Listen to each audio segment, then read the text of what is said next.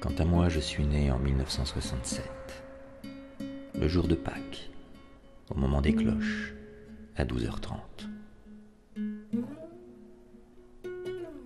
Ce jour de fête peut à bien des égards paraître une de ces coïncidences qui leurrent le vulgaire. J'eus pour ma part l'absence de révélation pour signe de bienvenue sur cette terre. Tout commence après le baccalauréat que j'obtins, comme j'aimais à le dire, tout juste avec pile 10 sur 20 de moyenne. J'avais depuis un an été déniaisé et j'usais de psychotropes légers pour penser et surtout parler plus vite que de normal. Abandonné par cette femme plus triste que méchante, je noyais mes yeux de larmes rougies, cherchant à satisfaire mes passions le plus rapidement possible. Et pour cela, je me cuisis au feu du désir violent et de l'insatisfaction mêlée de jalousie. Nick était un mutant des années 1989. Il avait une guitare, des pastilles pour la toux codéinée, un vêtement turquoise en plein été et un psychiatre. 3 semaines plus tard, j'entendais des voix. Cela commence par le sentiment que l'on parle de vous. Puis Nick, sur une musique de Peter Hamill, lance « La voix », tambourine un rythme sur ses hanches et rage un accord avec un majeur ironiquement dressé pour me signifier mes insuccès en matière amoureuse. Cela dure 15 jours. Cela dure 15 jours. 15 jours durant le temps duquel je ne dors pas. Je fume, je chante en hurlant dans ma tête. La ville devient bleue.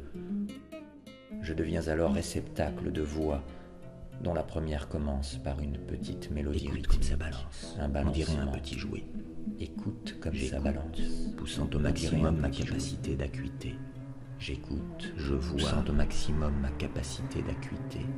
Je vois Patricia, la locataire du logement où nous faisons de la musique. Puis j'entends la musique répéter « Je t'aime, je t'aime, je t'aime ». Puis j'entends la musique répéter « Je t'aime, je t'aime, je t'aime ».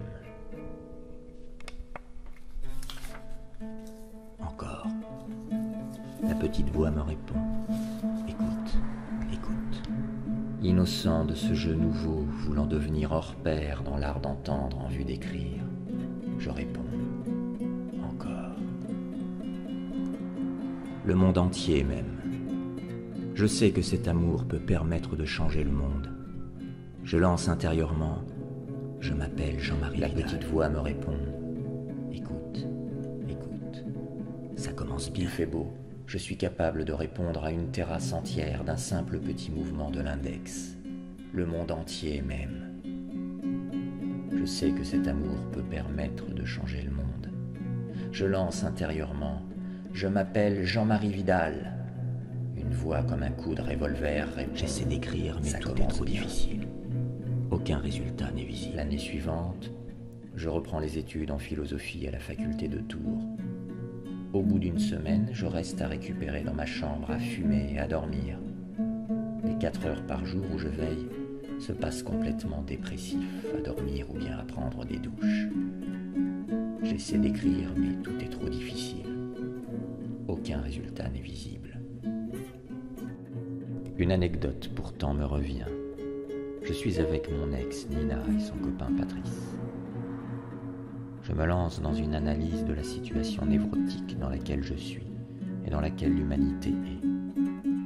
Elle serait... J'hésite. Nina m'encourage de la tête. Visiblement, tout le monde est fou. Mais nous n'avons pas pris de drogue. Je conclus en bredouillant que le monde est en contact. Patrice semble dire de la même manière que l'amour est la communauté des hommes et des femmes. Je regarde Nina et Patrice qui sourient bêtement. Je revois la douleur psychiatrique qui m'a cloué 1 an auparavant. Je m'écrie alors contre tout bon sens. Vous êtes des crapauds informes. Vous êtes des crapauds informes. Cela fait rire tout le monde et me soulage d'avoir été prêt de m'engager sans en avoir la force, de nouveau dans une contagion de l'esprit, tant l'inattendu de cette réponse a autant d'acuité mentale, dans pareille situation, semble prendre en défaut le bon sens qui aurait été de me jeter dans un monde fusionnel, la grande vérité de l'amour. Encore une fois, J.M. aura été assez génial pour échapper à ses propres conclusions. Ce ne sera pas la dernière. Cœur lâche.